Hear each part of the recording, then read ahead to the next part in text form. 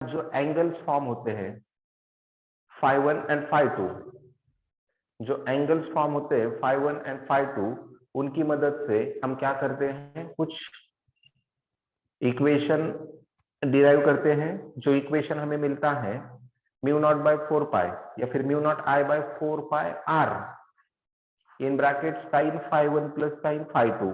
ठीक है, आ रहा है समझ में? ये इक्वेशन हमने कल देखा था, यस नो? बोलिए। हाँ, तो इस इक्वेशन में इस इक्वेशन में याद रखिए, अगर आपको फाइनाइट लेंथ का करंट कैरिंग कंडक्टर गिवन है, मतलब ऐसा कहा गया है कि करंट कैरिंग कंडक्टर की लेंथ कुछ फाइनाइट है, मतलब 10 मीटर का वायर है, 5 मीटर का वायर है। फाइनाइट मतलब हमें पता है एक एंड कहाँ पे है, दूसरा कहाँ पे है। 5 मीटर का वायर है तो एक नीचे यहाँ पे है और दूसरा एंड यहाँ पे 5 मीटर पे है।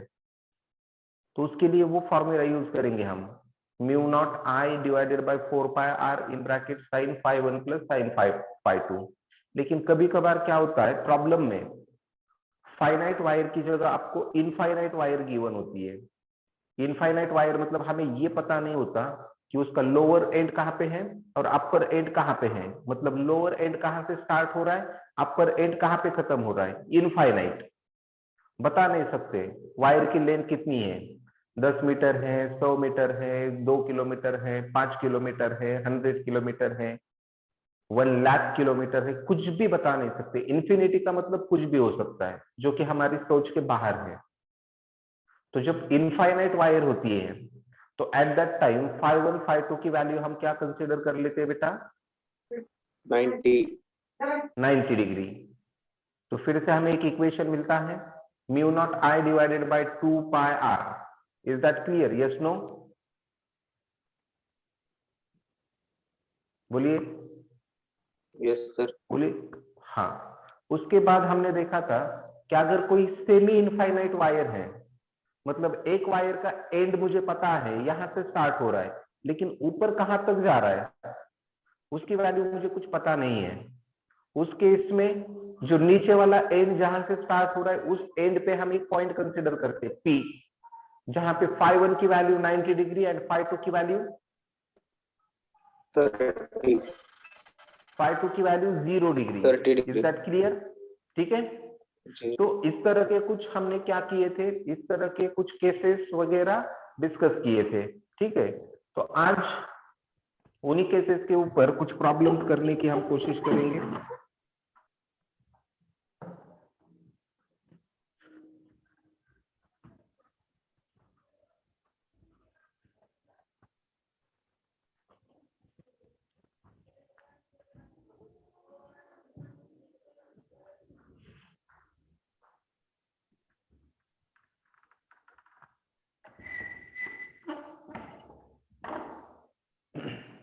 अब देखिए, सपोज अब आपको क्या है ना, एक ऐसा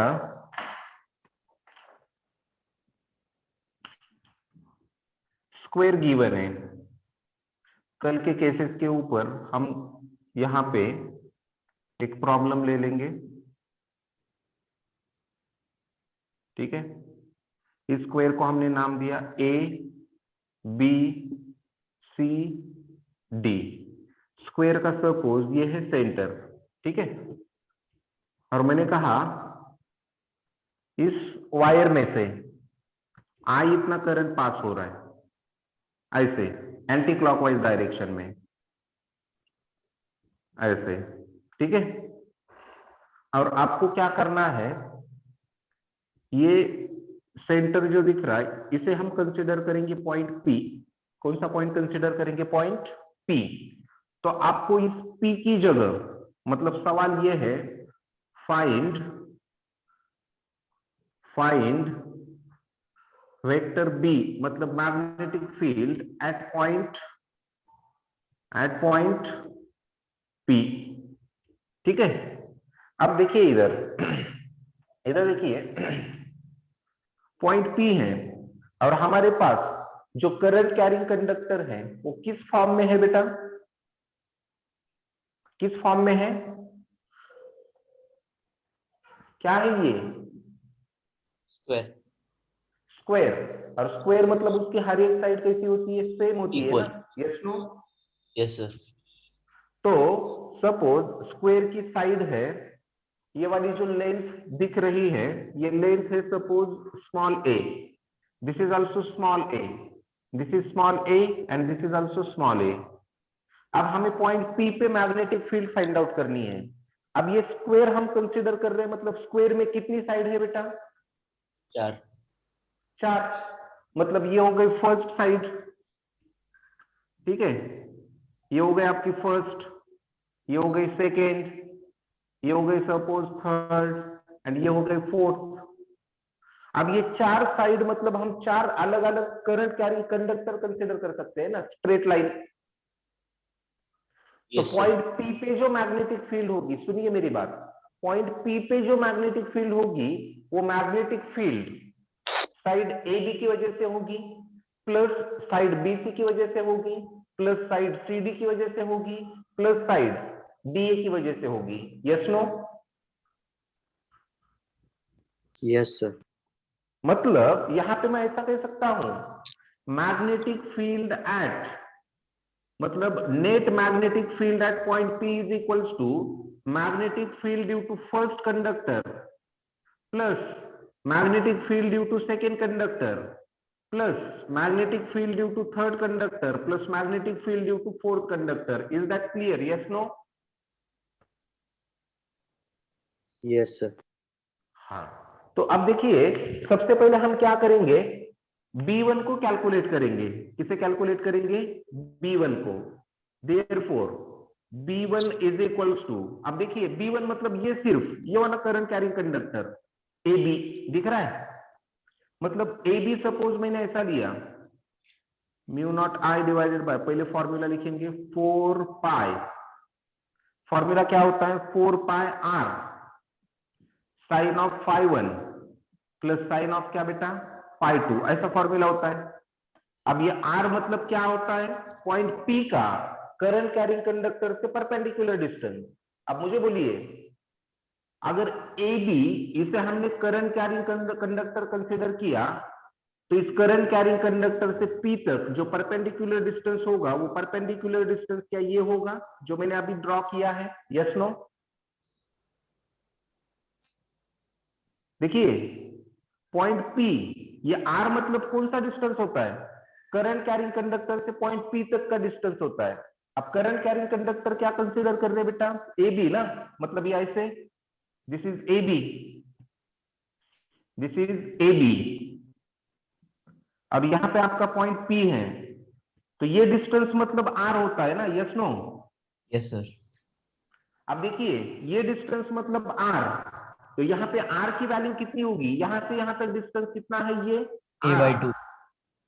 A/2, करेक्ट, क्योंकि ये पूरी लेंथ कितनी है A, तो R is the distance half of the A। मतलब यहां पे मैं ऐसा कह सकता हूं, but R is equals to A/2, yes no? Yes sir. हाँ, उसके बाद रहा सवाल फाई 1 का। फाई 1 मतलब कौन सा एंगल होता है, फाई 1 मतलब पॉइंट P को कंसीडर करके वायर के एक एंड तक एक लाइन जोड़ दो, तो यहां पे जो एंगल मिलेगा वो होता है फाई 1, और पॉइंट P से वायर के दूसरे एंड को जोड़ दो, वो एंगल होता है phi 2, yes no? Yes sir. हाँ, और एक बात, अब देखिए ये पूरा एंगल कितना है बेटा, ये 90। पूरा कितना है 90, 90 के एग्जैक्टली वहां से 90 के यहां से हमने क्या किया, एग्जैक्टली एंगल को इक्वली डिवाइड किया, तो ये एंगल कितना बनेगा, 45। बहुत सही बेटा, ये 45, तो ये कितना है 90, यस नो? 90। यस तो ये सर। फाई 1 कितना तो 45। 45, क्योंकि ट्राइंगल में ऑल द एंगल की एडिशन कितनी होती है 180 ना, 180। तो this is right angle triangle, this is 45, this is 90, तो फाई 1 कितना, 45। बहुत सही बेटा 45 डिग्री। एंड phi 2 भी कितना सिमिलरली 45. 45। आ रही है मेरी बात समझ में? Yes, sir. तो हम सिर्फ मैग्नेटिक फील्ड किसके कारण निकाल रहे? AB के कारण। तो यहाँ पे मैं ऐसा कह सकता हूं, therefore magnetic field due to first current carrying conductor means AB is equals to, देखिए formula, mu naught I divided by 4 pi, R की जगह रख दिया A/2, साइन ऑफ फाई 1 की value 45 degree plus sine of 45 degree, तो ये 2 ऊपर shift होगा, तो B1 इज इक्वल्स टू 2 ऊपर शिफ्ट हुआ तो 2 mu not I divided by 4 pi into A. Sine 45 मतलब कितना होता है बेटा? 1/√2, yes no? Yes, sir. Plus sine 45 1/√2, 1/√2. 1/√2, तो 1/√2 प्लस 1/√2 मतलब 2 1/√2, यस Yes, नो? sir.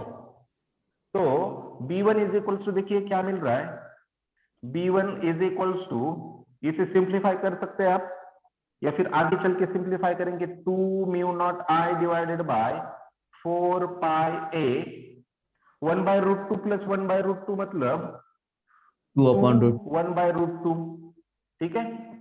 तो ये 2 2 आर 4, तो 4 mu not I divided by 4 pi A into 1/√2, 4 4 get cancel, ठीक है? Yes, sir. म्यू नॉट की वैल्यू कितनी होती है?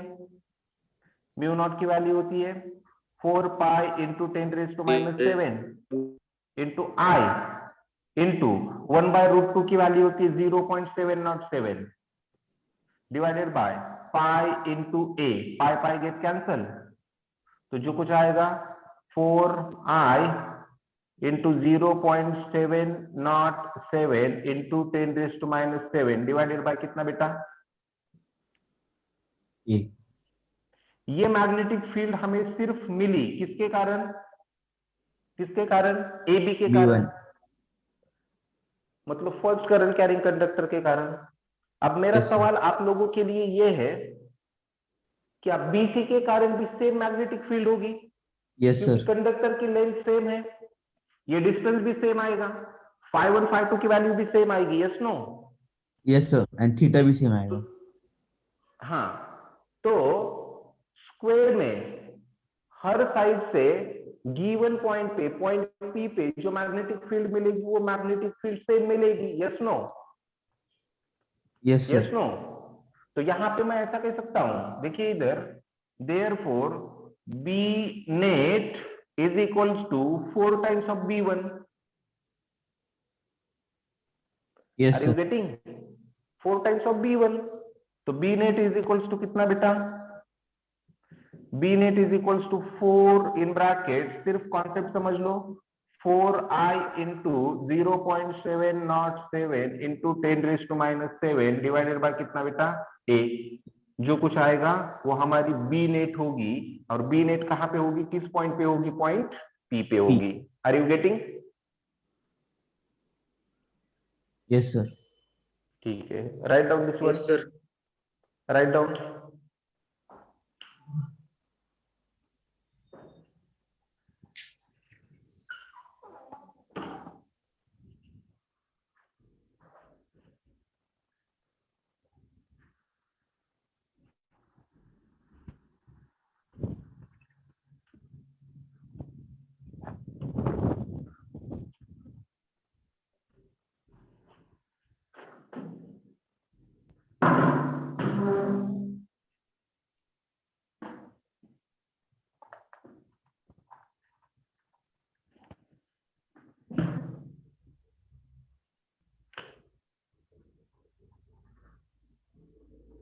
चलो हो गया बेटा।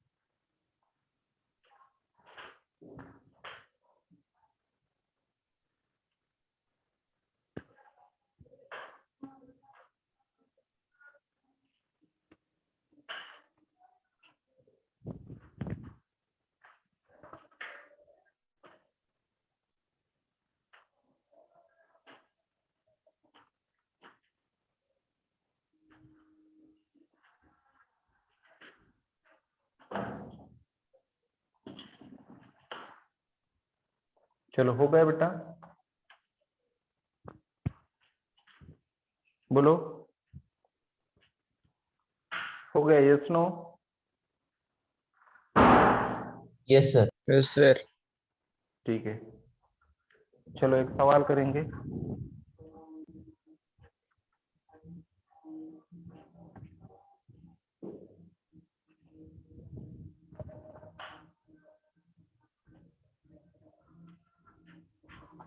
देखिए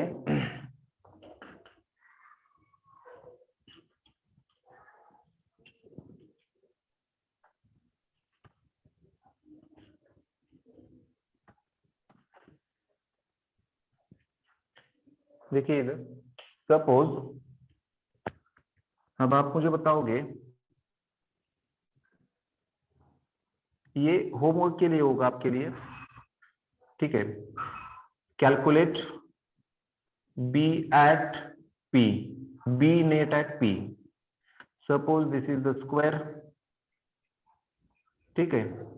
स्क्वायर को कहेंगे A B C D, this is point P. Square की एक साइड है suppose 4 centimetre, this is also 4, this is 4, this is 4, this is 4, ठीक है?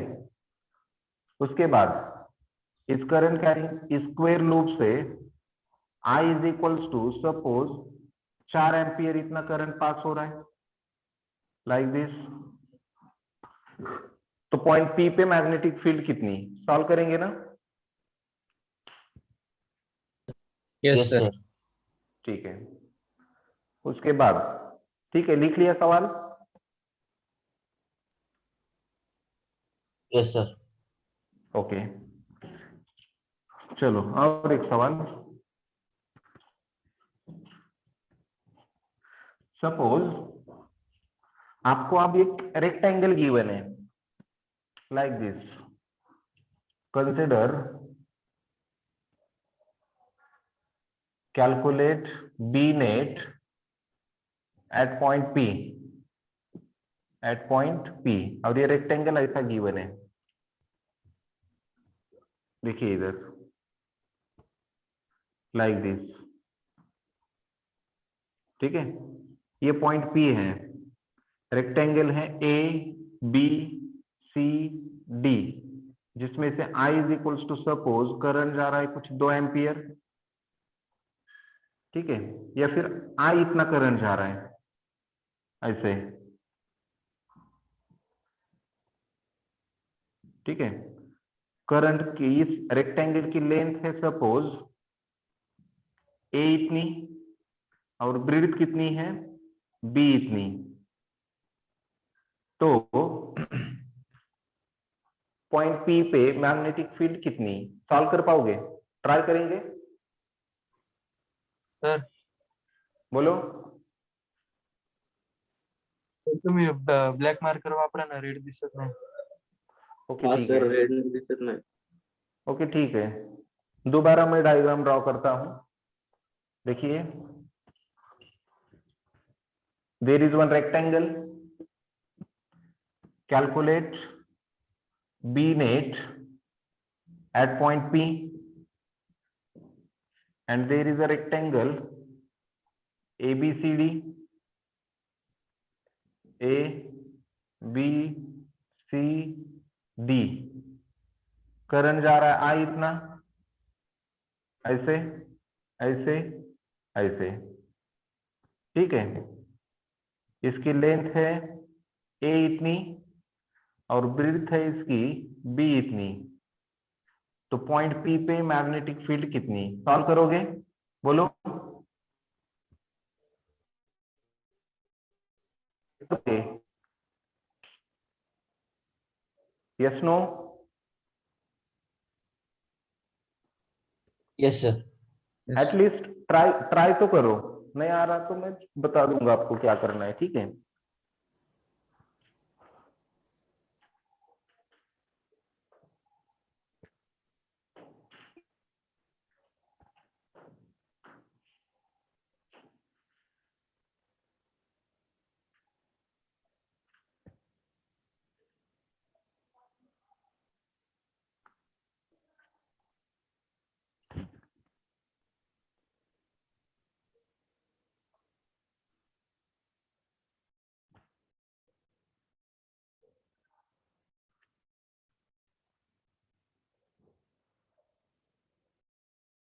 चलो ट्राई करो।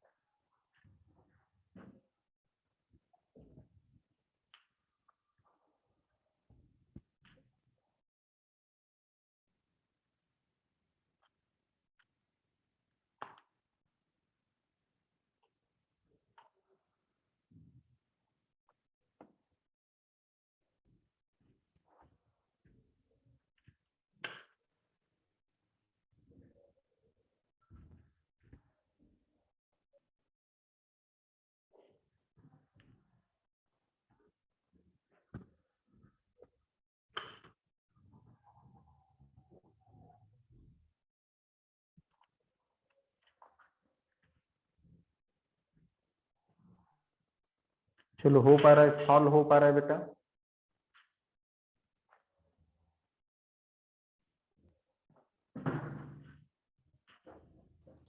Yes, sir.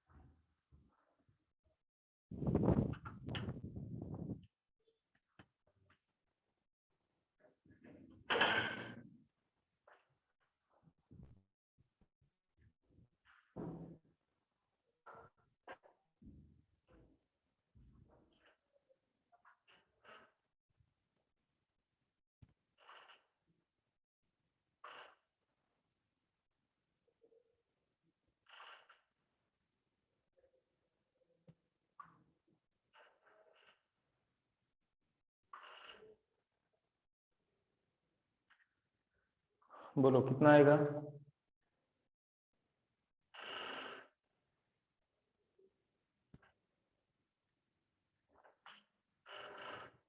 देखिए इधर, चलो अब यहां पे देखिए, मैं ऐसा कह सकता हूं, बी एट पी मतलब B net is equals to magnetic field due to this first plus magnetic field due to this second plus magnetic field due to third plus magnetic field due to fourth, मतलब B1 due to length plus B2 due to breadth plus B3 due to length plus B4 due to breadth। ठीक है, तो देखिए दो length के कारण मिलने वाली मैग्नेटिक फील्ड सेम होगी, यस नो? Yes, sir. मतलब B1 जो होगा वही B3 होगा, सिर्फ उसे 2 Yes, टाइम sir. कर दो, एंड जो B2 होगा वही B4 होगा 2 टाइम। तो B1 एंड B2 निकालो और उन्हें 2 टाइम्स करो और ऐड करो।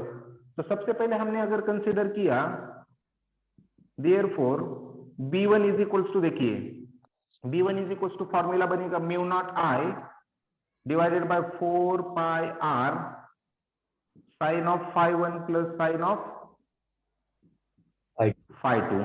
ठीक है, अब r मतलब ये डिस्टेंस, ये डिस्टेंस मतलब कितना है? B by 2. b, तो b बाय 2, बहुत सही। तो b1 is equals to mu not I as it is 4 pi b by 2, मतलब 2 ऊपर जाएगा तो यहां पे आएगा, yes no? Yes, sir. Sine of, अब फाई 1 मतलब देखिए ये 90, ये 45, तो ये कितना 45. 45, मतलब साइन 45 प्लस कितना बेटा इधर भी 45.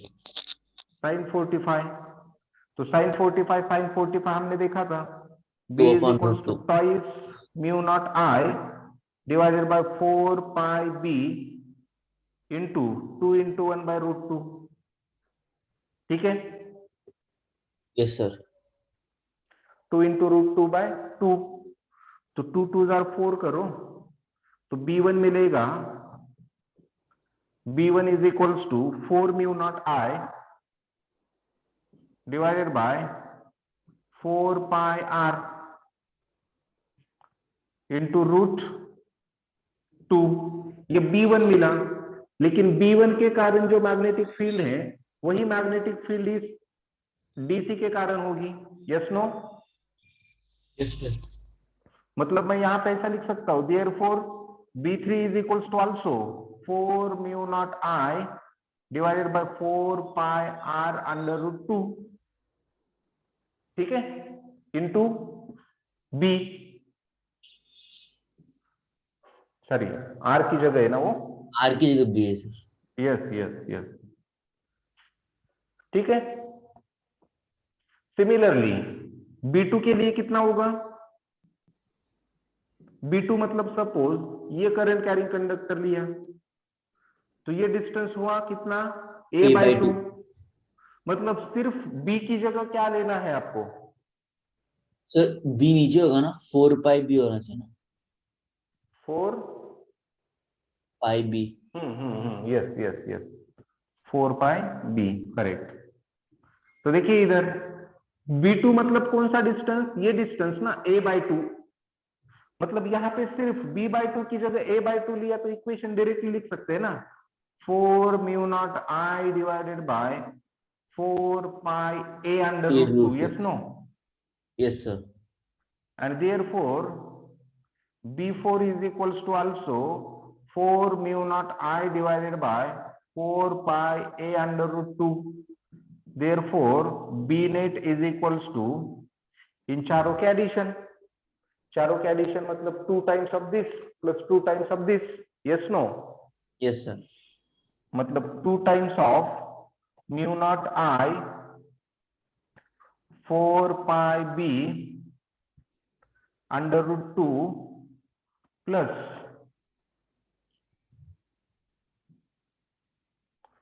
2 times of 4 mu naught I divided by 4 pi a under root 2, तो देखिए ना इधर कॉमन क्या निकलेगा, ये पूरा सिवाय किसके सिवाय, b के सिवाय, और यहाँ पे a के सिवाय, मतलब 4 into 8 mu not I divided by 4 pi under root 2, यहाँ पे बचेगा 1 बाय b प्लस इधर बचेगा 1 bye a, and which is the resultant magnetic field at the center of the rectangle. Are you getting? Yes, sir. Write down this.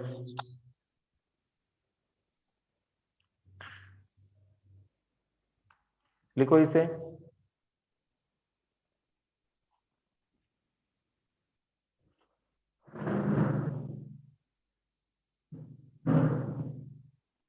आ रहा है, कुछ समझ में आ रहा है,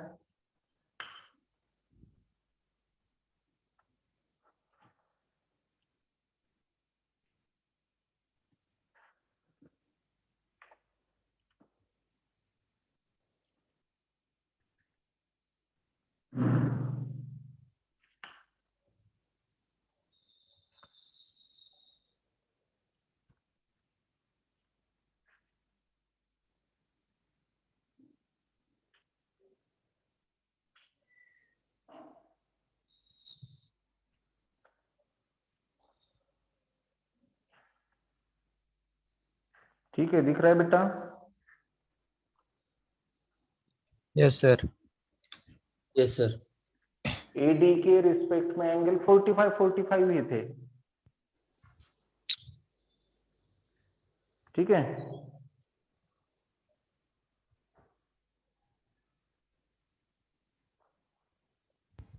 थोड़ी लाइटिंग की एडजस्टमेंट करेंगे।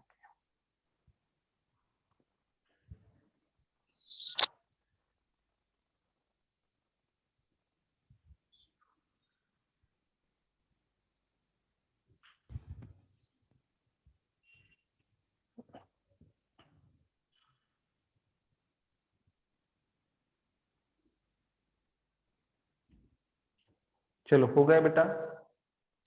नहीं सर, थोड़ा बाकी।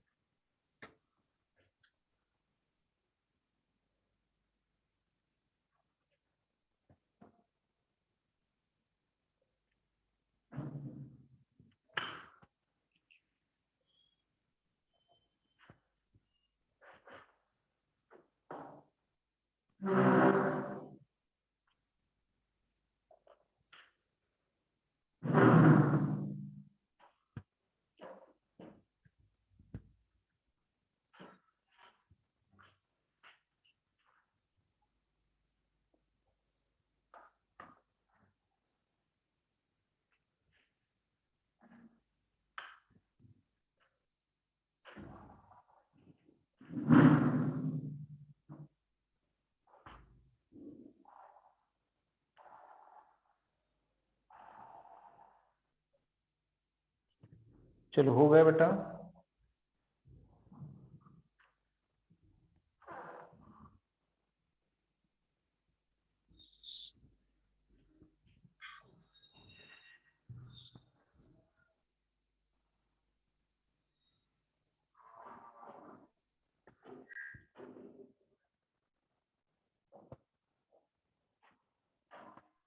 हो गया सर। ओके।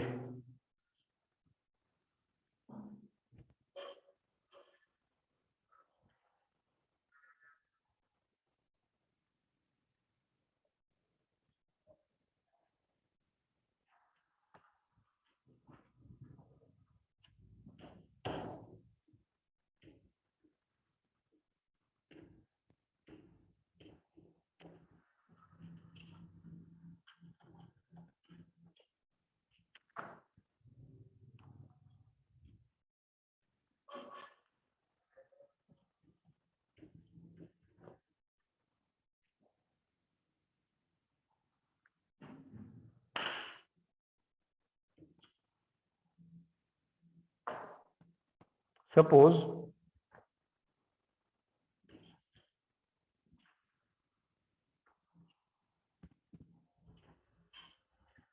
अगर मैंने कहा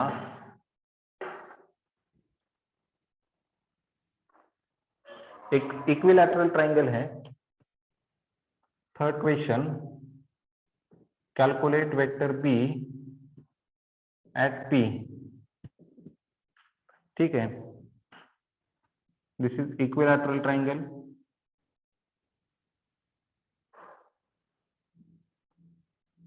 ठीक है, ये साइड है a, this is also a and this is a. इसे नाम दिया सपोज एबीसी, एबीसी। और यहाँ पे इसका ये सेंट्रॉइड है। इस पॉइंट पे पी, इस पॉइंट पे हमें क्या करनी है, मैग्नेटिक फील्ड निकालनी है। ये होमवर्क के लिए होगा आपको। करंट जा रहा है सपोज आई इतना, इधर से भी जा रहा है आई इतना, और इधर से जा रहा है आई इतना अगेन। ठीक है, तो पॉइंट पी पे मैग्नेटिक फील्ड कितनी। इक्विलैटरल ट्रायंगल मतलब हर एंगल कितना होता है बेटा, ये this is 60, 60. This is 60, this is 60। ठीक है, Yes, sir. तो लिख लो इसे। कैसे करोगे थोड़ा देख लो। पॉइंट पी से जो करंट कैरिंग कंडक्टर कंसीडर कर रहे हैं, जो करंट कैरिंग कंडक्टर आप कंसीडर कर रहे हैं, वो करंट कैरिंग कंडक्टर से परपेंडिकुलर डिस्टेंस ड्रॉ करना है। ठीक है, और परपेंडिकुलर डिस्टेंस ड्रॉ करके ही वो एंगल निकालने हैं φ1 φ2 बाय यूजिंग ज्योमेट्री। ठीक है, Yes, sir. ओके। चलो करो, ट्राई करो, मतलब घर पे ट्राई करना है।